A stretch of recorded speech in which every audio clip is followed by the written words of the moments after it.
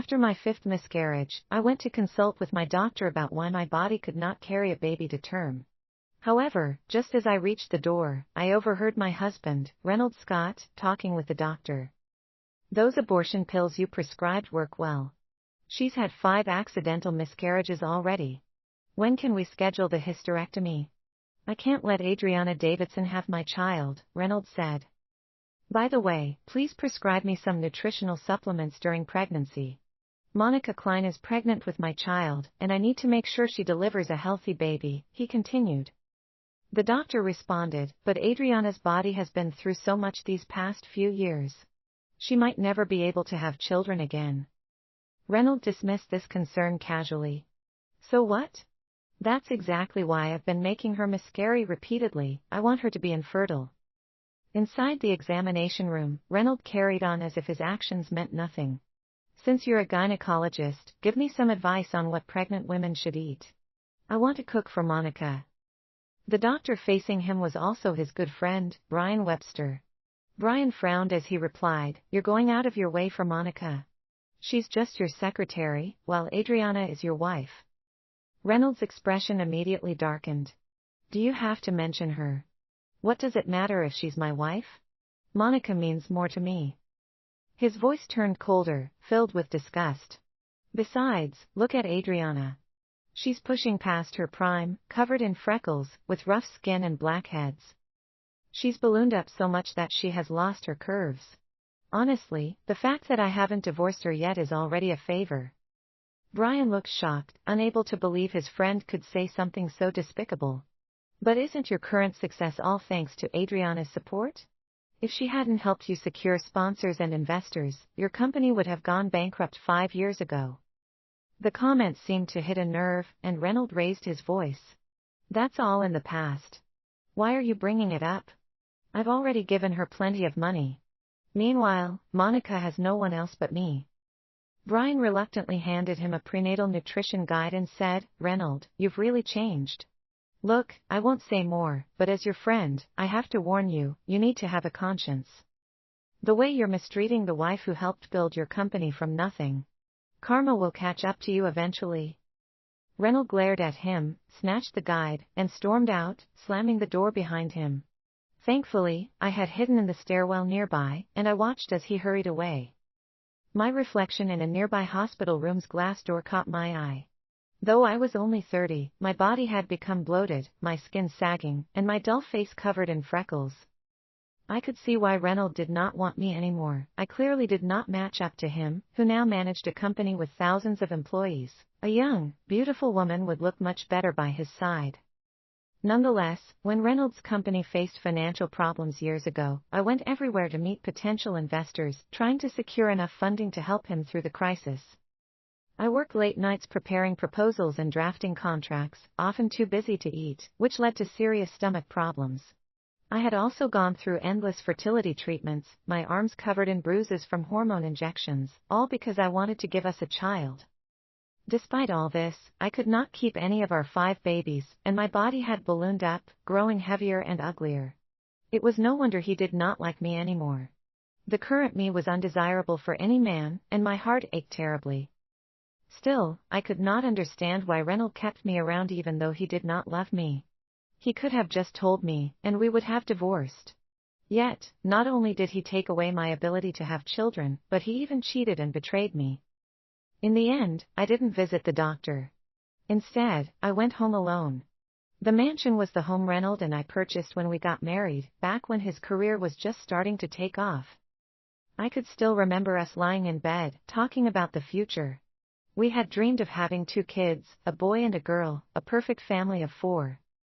Now, this house no longer contained happiness but was filled with deception. I stood on the balcony, remembering those old memories as tears rolled down my cheeks. After a long while, I finally made up my mind. I didn't want Reynold anymore. Just as I turned to go back inside, I saw his car slowly pulling up and parking at our front door. From the balcony, I watched him laughing and talking intimately with Monica in the car, looking exactly like a couple deeply in love. When he glanced up, Reynold suddenly spotted me, and a flash of panic crossed his eyes. He asked, "Honey, why are you standing on the balcony? It's so cold out, what if you catch a cold? I smiled faintly and shook my head. It's nothing. I felt stuffy inside and just came out for some fresh air. By the time I reached the entryway, I saw him turning to instruct Monica to leave. As soon as he saw me, he immediately opened his arms and pulled me into an embrace. Your hands are freezing. Don't do this to yourself, okay? I'd be so worried if you got sick, he said. I brought you vitamins from the hospital again. Remember to take them on schedule, he added. I took the bottle, my heart filling with nothing but bitter amusement as I replied, got it. After we entered the house, he skillfully leaned down to kiss me, his hands wandering over my body. The scent of Monica's perfume on him made me feel sick to my stomach, and I pushed him away. I said, let's not. I just finished the housework, and I'm all sweaty. I haven't showered yet. A flash of disgust crossed his eyes, though he quickly masked it and replied with feigned patience, it must have been tiring for you, honey. You should let the housekeeper handle the chores from now on. You're my wife, after all. I should be spoiling you, not having you do all that manual labor, he added. Then, Reynold released me and headed to his study, claiming he had unfinished work. He didn't return to our bedroom until late that night. I lay with my back to him, pretending to be asleep. After he fell into a deep sleep, I saw his phone screen lighting up with a new message. I reached over and picked it up. I picked it up and saw a message on his Instagram, a pinned contact with no name, just a profile picture of a kitten. When I clicked on the profile, several selfies of Monica immediately filled my screen. Their chat was sickeningly sweet. Monica, Reynold, did you enjoy it in the office today? Reynold, my little temptress, you're driving me crazy. Monica, Reynold, how about we do it in the car tonight? We haven't tried that yet. Reynold, sure. Anything you want. Monica, Reynold, I really want that newly released designer handbag. Reynold, it's yours. I'll give you anything you want as long as you keep me happy. I scrolled up to find countless money transfers, roughly estimating at least $3 million, not to mention all the jewelry Monica had shown off on her social media. On her birthday, Reynold had even bought her an oceanfront mansion worth over $10 million. In their photos together, Reynold gazed at her with deep affection and tenderness. Meanwhile, I did not even ask for anything extravagant for my birthday. All I wanted was for him to take me to an amusement park, something simple, something fun, something just for us. Yet, he immediately refused, saying we were too old for that kind of thing. The pain in my chest became unbearable, and it was almost suffocating. Then, I exited their chat. While I had been thoughtfully considering his every need, he had been lavishing money on another woman, practically offering her his heart on a silver platter. I could not sleep all night, so I finally contacted a friend and asked them to help me find a reliable divorce lawyer. Reynold woke up at some point and, seeing me on the phone, asked curiously, "Honey, are you going out today?"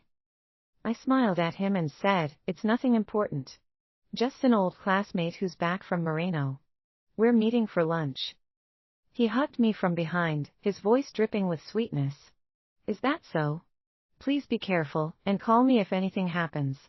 Do you want me to have the driver take you?" I shook my head. "No need.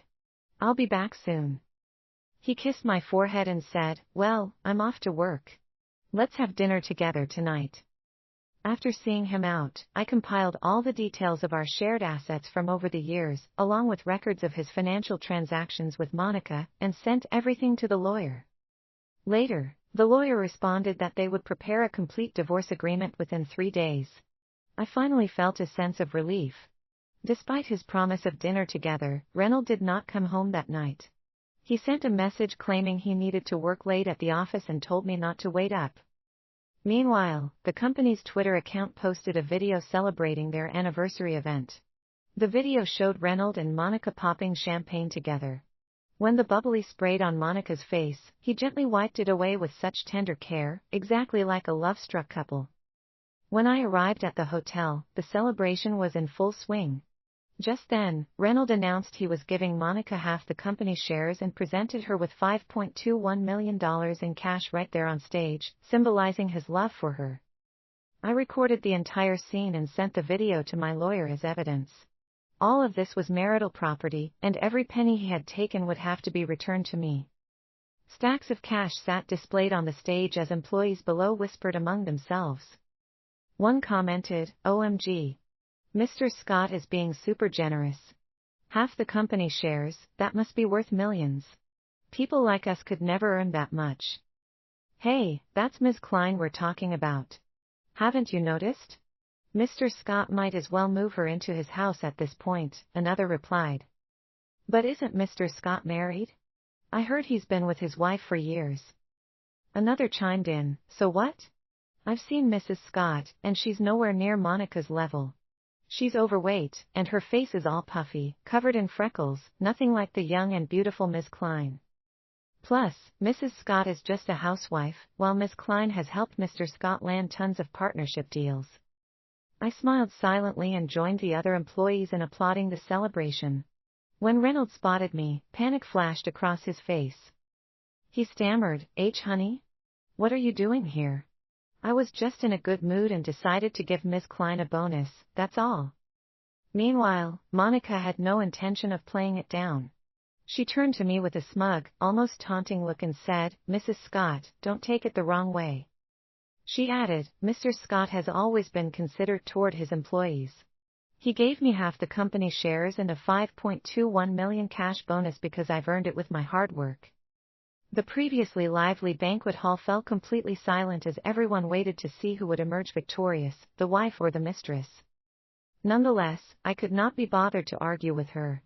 I had come specifically to gather evidence of Reynold transferring marital assets to his mistress, and with the video I had just recorded, my mission was accomplished. I replied flatly, "Ms. Klein has contributed a lot to the company. It's only right that she's rewarded." Reynold visibly relaxed, his shoulders dropping with relief. "All employees who help the company make money should be properly compensated. Honey, go ahead and continue your work. I'll just look around on my own," I continued. Seeing me walk away, Reynold assumed I was angry and hurried after me, frantically explaining his relationship with Monica. He insisted they were strictly employer and employee. He even claimed that Monica had secured billion-dollar contracts for the company, so he rewarded her with shares and cash. I secretly scoffed at his explanation. Those billion-dollar contracts were from long-term business partners who renewed them out of loyalty to me. Monica had nothing to do with it. Reynold had already taken away my ability to have children for Monica. Yet, he still had the audacity to act like a loving husband. His hypocrisy disgusted me. I simply said, "I understand Miss Klein has contributed greatly to the company. You can reward her however you see fit." After I left, he texted me, "Let's celebrate the company's anniversary, just the two of us another day. I'll prepare a big surprise for you." Sitting by the hotel pool, I finalized property division details with my lawyer over the phone. Just as I hung up, Monica approached me. "Mrs. Scott, why are you sitting here all alone?" she asked with a challenging smile. "Why aren't you celebrating with everyone else? Are you feeling embarrassed? I mean, it's such an important day, so why are you dressed so?" She left the sentence unfinished, but her eyes clearly conveyed her contempt. My expression turned cold. "What do you want?" She smiled slightly. "I'm just a secretary. What could I possibly want? I was just wondering, if Mr. Scott had to choose between you and me, who would he pick?" As soon as Monica finished speaking, she suddenly grabbed my sleeve and began crying, pleading pitifully, "Mrs. Scott, I'm not after the company's money." She whimpered, "The cash and shares were just rewards from Mr. Scott for my hard work these past years. If you're upset, I can give them back." Before I could even react, Reynold rushed over and grabbed my hand, demanding, "Adrianna, what you doing? I've told you the bonus and shares are employee benefits. Why are you giving Monica such a hard time?" I turned to see other employees gathering around, pointing and whispering among themselves. Apparently, they thought I was being unreasonable. When I looked back at Monica, she was staring at me with a smug expression. I frowned and pulled my arm free. I replied, "You're the one managing the company. If you want to hand out bonuses in stock, that's your decision. I won't interfere." Without sparing him another glance, I turned and walked away. Just as I was about to leave the hotel, he chased after me with a displeased look, grabbing my hand. He growled, "Where are you going? The celebration dinner is about to start. You're not a child, Adrianna. You can't just throw a tantrum like this." Monica followed him, apologizing with a victimized expression. "Mrs. Scott, don't be angry. I'll return the bonus and the shares after the party. There's no need to fight with Mr. Scott over this." She added, "You're Mr. Scott's wife, and you should be at the celebration with us. Let's go back inside together." I noticed the venom behind Monica's eyes and could not help but smirk. She was probably desperate to replace me and become Reynold's wife herself. Soon, the hotel shuttle arrived, and Reynold and Monica naturally sat side by side. I remained silent and deliberately sat in the back row. Throughout the ride, Monica kept engaging Reynold in conversations about topics only they shared, constantly highlighting how good Reynold was to her. I felt like an outsider, completely out of place. Reynold kept glancing at me through the rearview mirror, seeming like he wanted to say something several times. However, Monica kept interrupting him. When we arrived at the hotel restaurant, some employees who did not recognize me immediately greeted Monica, "Good evening, Mrs. Scott." "Mrs. Scott, it's been a while. You look even more beautiful." The atmosphere instantly grew awkward as employees familiar with the situation quickly corrected the new hires, creating an uncomfortable silence. Noticing this, Reynold hurriedly pushed me toward the private dining room, smiling at me in an attempt to appease me. He urged, "Let's go in. Everyone else is waiting. It's such a joyous occasion, so cheer up. I even prepared you a surprise." I let out a cold chuckle. "Got it. I'm looking forward to it. Anyway, I need to use the restroom first. Don't worry about me." With that, Reynold finally relaxed and headed to the dining room. After he left, I called my lawyer, who informed me that the divorce papers and property division agreement were ready. He even guaranteed that Reynold would end up with nothing. After hanging up, I pushed open the door to the private room. Monica approached me with a glass of wine. She said, "Mrs. Scott, let me toast you. You've worked so hard for Mr. Scott all these years, even ruining your health in the process." As she spoke, she gave me a meaningful once-over. Ignoring her taunt, I replied flatly, "No thanks. I don't feel like drinking. Juice will be fine." Reynold suddenly frowned. "Adrianna, you can handle alcohol just fine. Why won't you drink? You used to." Then, as if he had just remembered something, he hesitated. He probably recalled all those nights when I accompanied him to endless business meetings, drinking, entertaining investors, and singing at private lounges to help him secure deals. However, Monica acted as if she had not noticed the shift in the atmosphere. She pushed the wine glass in front of me and pressured me to drink as if my refusal was an insult to her. She said sweetly, "Please, just one sip. For me." I suppressed my irritation. "I already said I don't want to drink." Reynold's expression gradually darkened. Seeing this, Monica grew even bolder, grabbing my hand to force me to take the glass. I pulled away forcefully, but she used the momentum to fall to the floor, clutching her stomach. The wine glass shattered on the floor, and Reynold jumped to his feet. He shouted, "Adrianna,